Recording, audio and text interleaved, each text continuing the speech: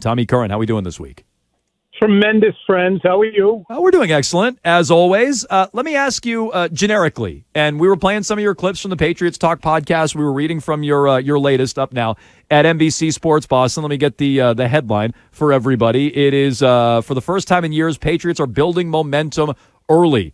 You made the case, both on the podcast and in print, that, well, this is a normal offseason for the Patriots, a stable offseason for the Patriots for the first time since the Tom Brady days.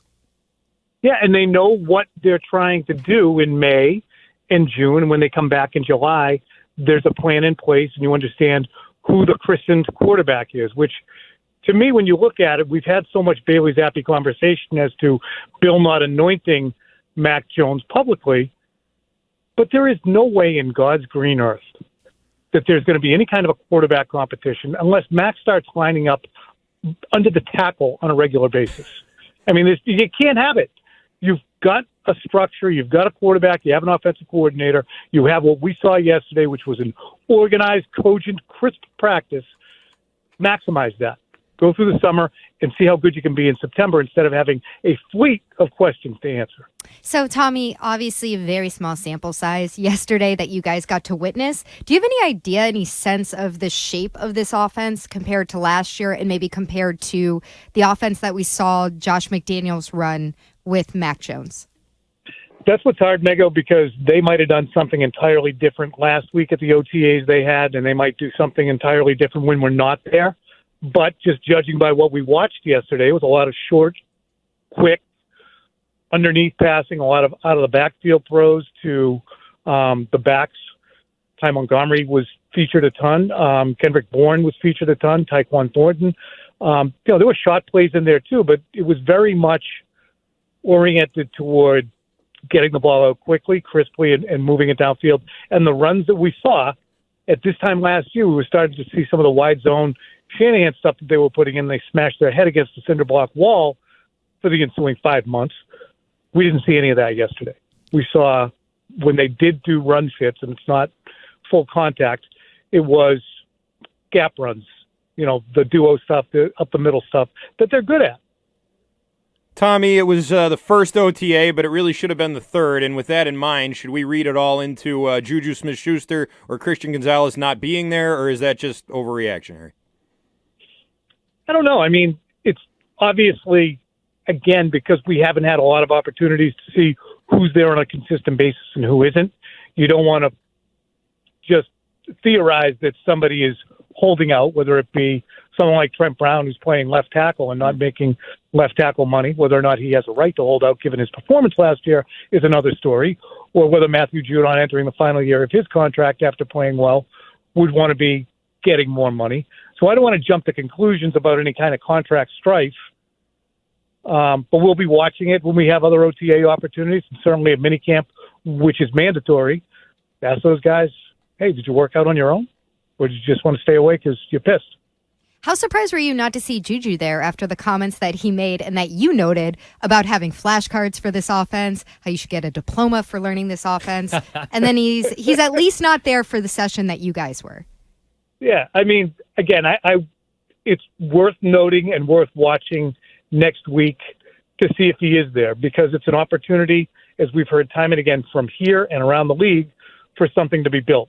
So if he's not there when we're on the field for that 2-hour session, and he's been there a ton already, and he'll be there next week, I don't want to raise any kind of a red flag based upon that one thing. But it's important for a new guy, especially if that's a new guy who's replacing somebody who was always friggin' there in Jacoby Myers.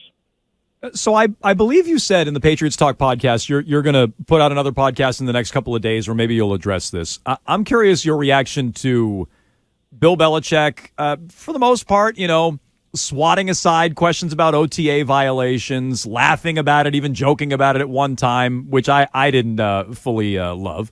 But at the same time, he recommits to Joe Judge. You even got him at the end of the press conference, Tom, to say, yeah, it's me. It ultimately, the blame ultimately lies with me. So what's your takeaway with Bill and how he handled the questions about the OTA violation? He did it as we kind of expected, although the joke was unexpected. What was interesting to me is he kept saying it was 3 times during phase 2.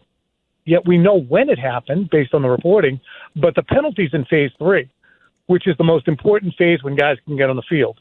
So he's kind of obfuscating as to the severity of the penalty relative to the infraction. So to me, that was more important. And he kept, rephrasing it to say, look, 3 days in phase 2. It's not what's germane. What's germane is what you lost because of these ridiculous meetings that had to be held. So,